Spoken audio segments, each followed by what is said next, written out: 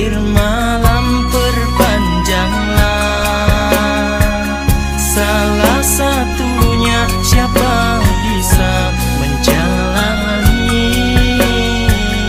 Moga-moga Allah Ta'ala mencukupi. Moga-moga Allah Ta'ala mencukupi.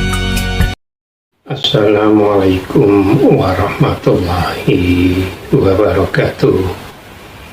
Inna hamdalillah nahmaduhu wa nasta'inu wa nastaghfiru wa na'udzu billahi min syururi anfusina wa min sayyiati a'malina may yahdihillahu fala mudhillalah wa man yudlil fala hadiyalah. Asyhadu an la ilaha illallah wa la syarikalah wa asyhadu anna Muhammadan abduhu wa rasuluhu amma ba'd. Wa ya ibadallah usikum wa nafsi wa ya bitaqwallah wa qad fasal muttaqun. A'udzu billahi minasyaitonir rajim. Bismillahirrahmanirrahim. Qul innamal ilmu indallahi wa innama ana nadhirul mubin. Yarfa'illahu alladzina amanu minkum walladzina utul ilma darajat. Walladzina amanu wa amilus sholihati ulaika ashabul jannah hum fiha khalidun. Shadaqallahu adzim. Ibu bapak jamaah kajian ba'da subuh di Masjid Ikhwanul Muslimin yang dirahmati oleh Allah, yang dicintai oleh Allah, pemirsa di mana saja yang bisa mendengar sampaikan. Marilah kita selalu meningkatkan iman dan takwa dalam arti iman yang sebenar-benarnya. Kita selalu menjalankan perintah Allah dan menjauhi segala larangan, baik itu perintah yang berupa makhdoh maupun ghairul makhdoh. Segala puji bagi Allah yang telah memberikan rahmat taufik hidayah, utamanya hidayah yang berupa umur panjang yang bermanfaat, hidayah yang berupa kesehatan, sehingga kula panjenengan bisa meluangkan waktu sejenak dalam rangka kajian rutin yang insya Allah kajian ini akan bermanfaat khususnya bagi pribadi, umumnya bagi pemeriksa panjenengan yang dirahmati oleh Allah. Amin Allahumma amin.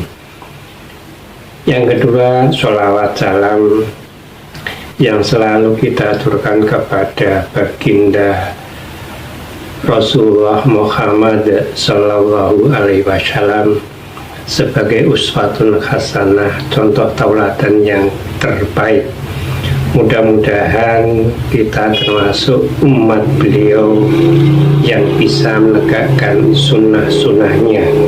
Mudah-mudahan kita termasuk umat beliau yang bisa melaksanakan sunnah-sunnahnya sehingga di yaumul kiamah, sehingga di yaumul hisab kita diakui sebagai umatnya. Amin Allahumma amin. Ibu bapak yang dirahmati oleh Allah, ibu bapak yang dimuliakan oleh Allah, sebagai pengantar saya mengutip apa yang disampaikan oleh pimpinan pusat Muhammadiyah Majelis PKU Bapak Dr. Agus Tabikur Rahman. Pertanyaannya sederhana, mengapa kajian-kajian di perserikatan kita itu jamaahnya semakin sedikit? Nah, ini perlu kita cari solusi. Ibu bapak yang dirahmati oleh Allah, sebetulnya di era digitalisasi ini tidak demikian. karena berbagai kesibukan, karena jamaah-jamaah kita itu mayoritas itu adalah manusia karir, mungkin sebagai PNS, mungkin sebagai pedagang, mungkin sebagai pekerja yang lain, sehingga waktunya ketika jam-jam sekian itu mulai mempersiapkan. Menurut pengurus pusat tadi, kita harus cari solusi. Karena apa? Karena sekarang bahasanya beliau bahwa mondok atau nyantri itu eranya berpindah dari nyantri yang dulu mungkin kita laksanakan di musola-musola, ini bergeser di WhatsApp Qiyah, di Facebook Qiyah. Kalau sudah senang, like Qiyah dan share Qiyah. Kalau punya Mas Ainun Najib itu Ma'iyah. Nah, itu harus kita cari solusinya. Ibu bapak yang dirahmati oleh Allah, contoh yang saya lakukan.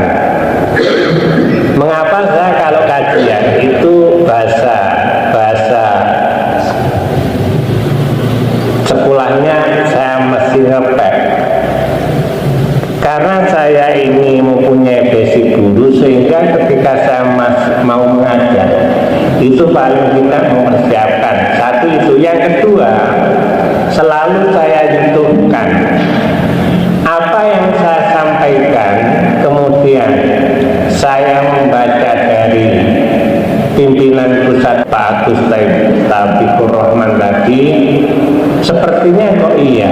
Artinya demikian, kajian saya yang bulan Januari kemarin 10 hari sebelum ini yang judulnya Al-Insan yang bermanfaat, itu paling tidak setiap hari bisa tayang 10 kali, sehingga ini kalau 11 hari atau 10 hari itu bisa tayang 150 kali. Konotasinya bahwa ternyata saya itu mempunyai santri Qiyah, paling tidak yang mendengarkan YouTube saya itu seperti itu. YouTube saya yang sudah 275 itu kajian saya sekitar 50. Saya sudah mempunyai penonton 44.000 yang senang pengajian. Itu kemarin saya coba, saya klarifikasi, kajian saya sekitar 50, yang senang mendengarkan itu sekitar 10.000. Jadi apa yang disampaikan Pak Agus itu sudah pas. Artinya memang kita itu adalah Islam yang berkemajuan. Berarti sasaran kita anak-anak muda itu mungkin sambil nyantai, kalau judulnya bagus akan tertarik.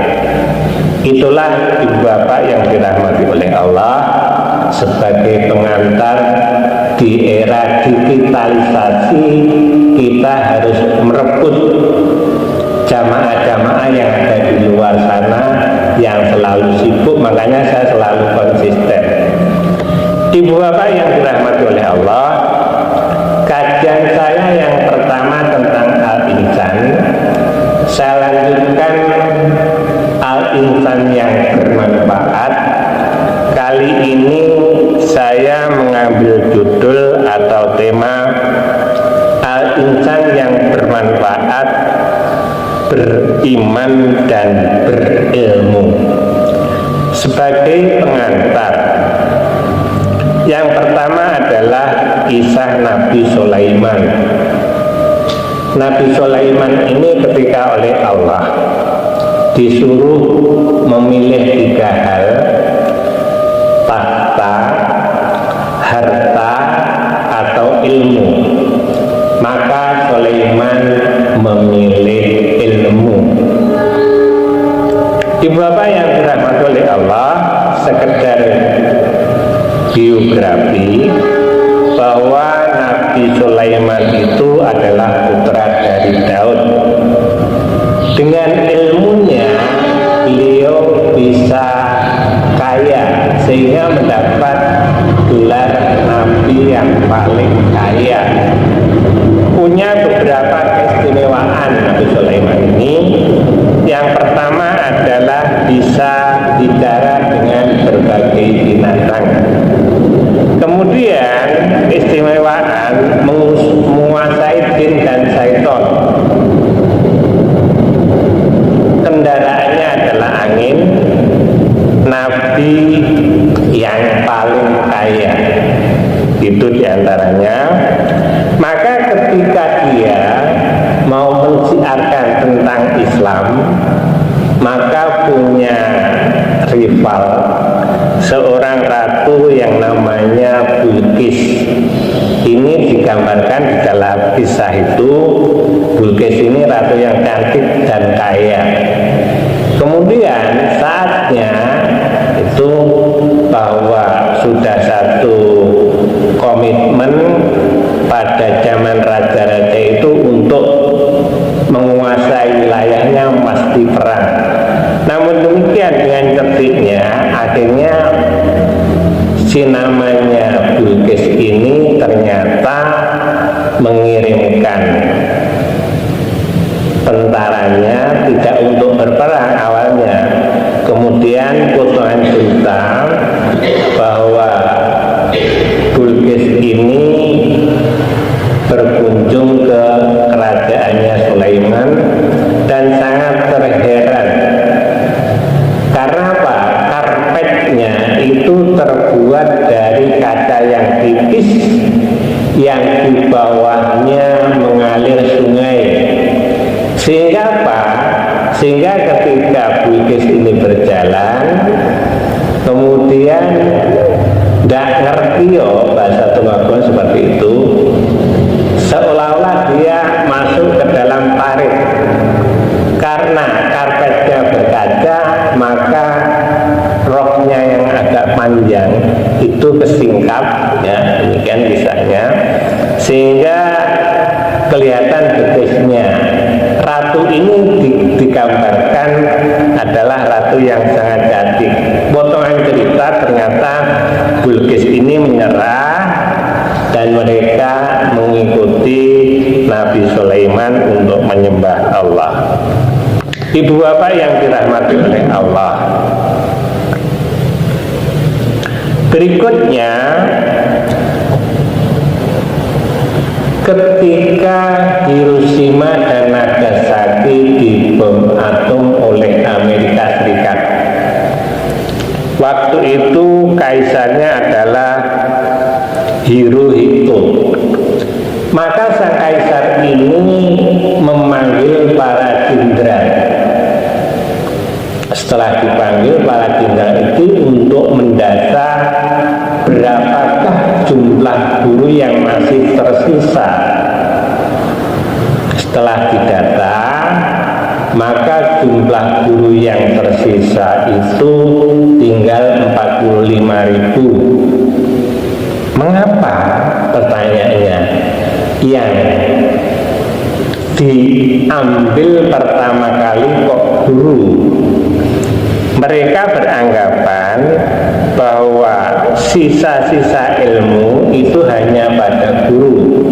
Akhirnya potongan cerita bahwa sang guru ini diberi fasilitas, kemudian disesuaikan dengan jenjangnya. Nah, mereka beranggapan tanpa ada guru maka kita tidak akan mengejar Amerika Serikat. Buktinya sekarang ini justru Indonesia itu menikmati dari produk-produk Jepang, dari mulai sepeda motor sampai dengan mobil.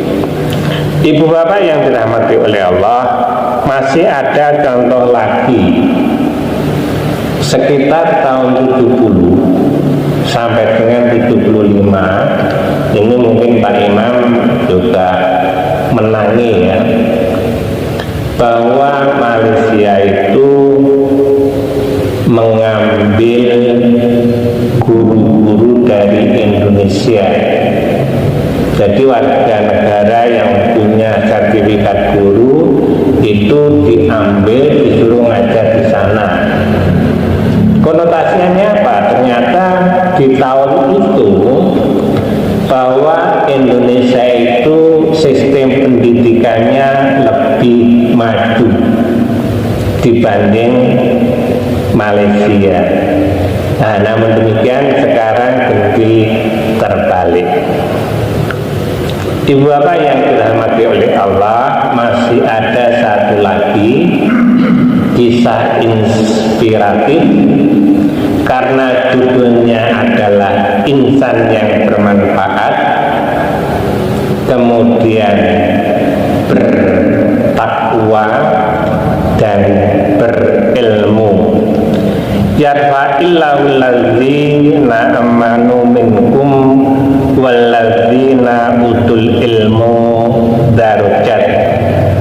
Artinya bahwa niscaya Allah akan meningkatkan derajat orang-orang yang beriman dan derajat orang-orang yang berilmu. Kisah inspiratif. Makanya saya tadi mengambil bahwa menurut Pak Agus era digitalisasi itu harus kita raih. Kisah ini sangat populer. Baru-baru ini saya terima dari teman, walaupun itu kan tadi saya katakan dari WhatsApp iya, Facebook iya, akhirnya karena senang di like iya, kemudian di share iya. Kisah ini sangat cocok untuk insan yang bermanfaat, insan yang bertakwa, dan insan yang berilmu. Alkisah demikian. Ada seorang profesor, hanya saja sayangnya tidak disebutkan nama profesor, namun demikian sumbernya jelas. Kisah itu demikian. Seorang profesor ini kemudian beliaunya berjalan-jalan. Ketika berjalan itu melihat seorang ibu di samping pedagang daging. Nah, profesor ini rupanya mengamati apa yang dilakukan oleh seorang ibu. Ternyata apa?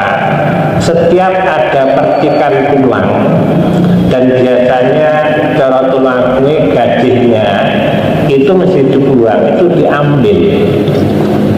Kemudian seorang profesor ini mendekat.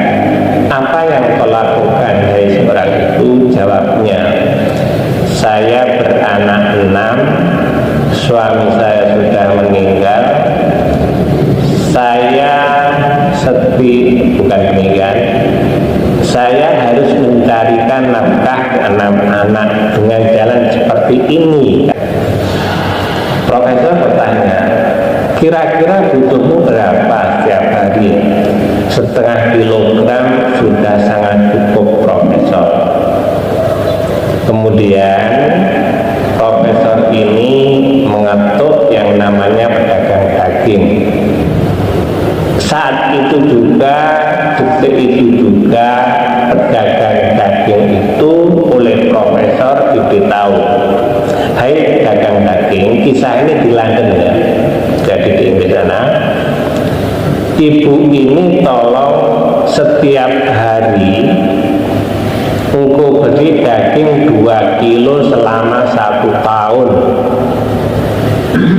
Dan hari ini tolong panjenengan jumlah di total harganya 2 kali 2 tahun itu berapa.